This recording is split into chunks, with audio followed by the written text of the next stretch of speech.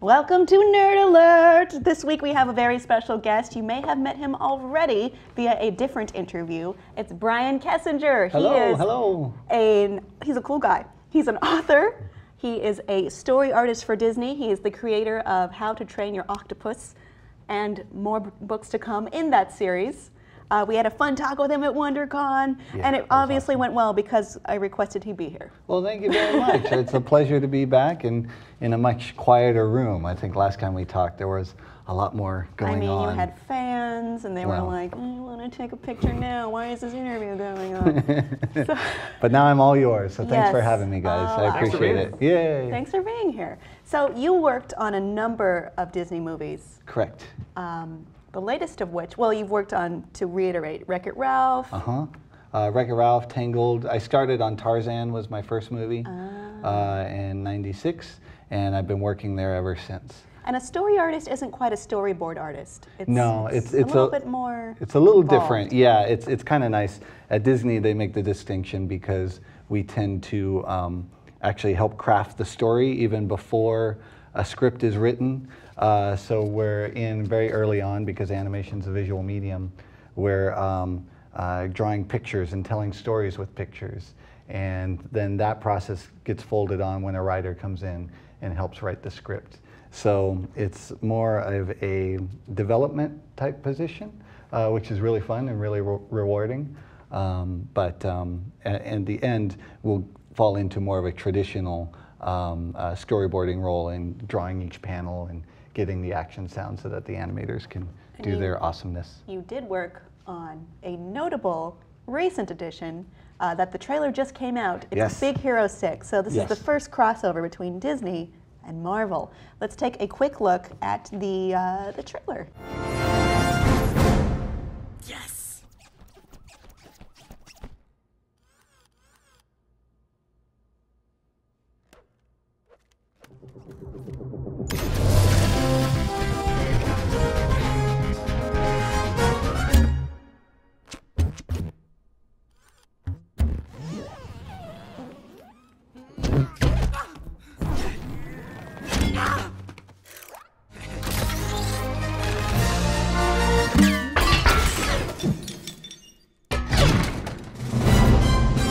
Are you ready for a huggable robot?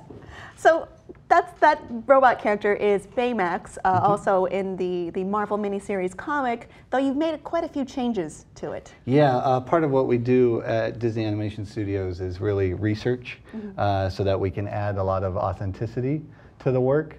And one of the things that directors found when they were researching into robotics is the new world of vinyl robots, and definitely used for healthcare or elder care. Basically, the robotics are inside and it's surrounded by inflatable vinyl pieces, which helps them, you know, if they need to lift up a patient or help someone that maybe has trouble falling down, they don't get hurt in the process. Doesn't feel like the cold, icy grip of death. Exactly, yeah, we wanted to move away from the Terminator drones just a little bit for the children. Come with me if you want to pee. Exactly.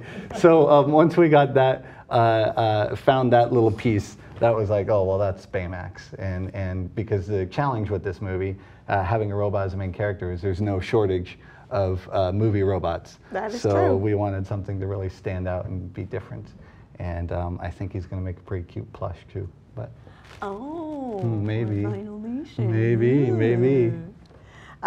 So let's talk a little bit about the movie itself. So it's focused on Hiro Hamada, who is the boy in the trailer who created Baymax, and a few other characters that you may recognize, such as there's Silver. You said, is he not going to be at Silver Samurai? No, it's Wasabi no Ginger, Go-Go Tamago, Honey Lemon, and someone else who's delicious.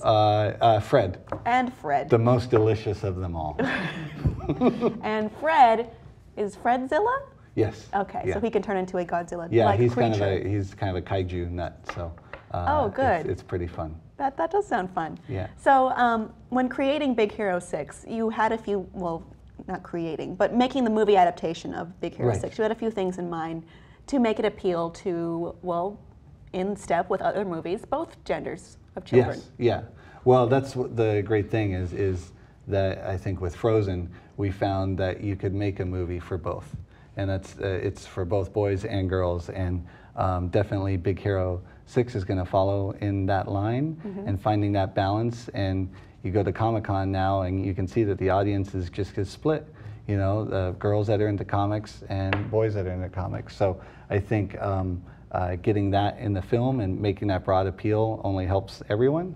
And having worked on it and seeing what the final result is, I can't wait for Comic-Con to see all the cosplay. All the cosplay. Yeah, it's going to be. How are they going to cosplay Baymax? There's a lot of creative people out there, I'm sure. I'm sure we'll see lots of different versions of that. So this is notable as being the first time that Disney has used a Marvel title to make a Disney movie. Yes, and for a geek such as myself, it's a dream come true. I get to work on a Disney movie and a Marvel movie at the same time. Together, yes. as one. So if we could have gotten Star Wars in there, then I probably would have died. That would have been a little much. Yeah, a little much, Like, I maybe. don't know if the world maybe is in the ready sequel. for that. Yeah, right. We'll see. We'll see. We'll put it to you. But if you could have your pick of any other Marvel franchise to work on in animation, a good question. What would you pick? That's a really good question. Well, I'm a big Spider-Man fan, so I think right off the bat, Spider-Man would be my scene, and because I think his character is really cool. The normal teenage kid that has to also be a superhero by night is really cool, and I think really fun for animation with his powers. And I'm a bit keen on Octopus, so Doc Ock is my favorite villain. Right. So maybe we get something in there. Makes a lot of sense. Now, I know you can't speak to the plot of the film or surprises that are in store for the film, but I could, but the red laser sight on me would probably take me out. Yeah. Don't want Bryan to get fired. no, I understand. I mean, I don't care, but Right, yeah. I understand. It'd be good television. As someone who's not familiar with this property, but very familiar for the most part with the Marvel Universe, will it feel familiar to me, or will it be something entirely new? It's something new. It's something John Lasseter had a very keen insight into, is he wanted something that Disney could take ownership of. The Marvel movies that are out there now are so strong. It would be hard to compete with an animated version of Captain America next year. You don't want to dilute your brand. Yeah, right. So they also have like their own universe, sort of. Well, and and this is that's its the own thing. self-contained, Yeah, this is San different Francisco. universe. So Okay. this is different than other Marvel properties that take place in New York or Los Angeles. What changes did you make to the characters besides the physical?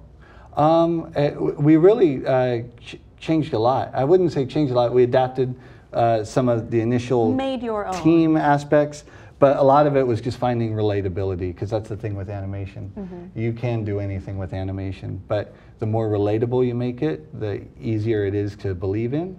So we tried to find really true emotional grounding elements to these characters that we could then put super heroic attributes onto. So these are real kids in college going through their lives, and so kind of the Peter Parker thing, I guess. But they have this pretty unique abilities or I should say opportunities that they get kind of thrust into. That makes it interesting, and you feel for these real people put in these unreal situations. Very good. But I'm sure more and more materials will be released Yep. as we get closer, that being the first one. But we're going to have Bryan around for all the other non-Disney stories this week, because he's a very well-rounded dude. So thanks for joining us.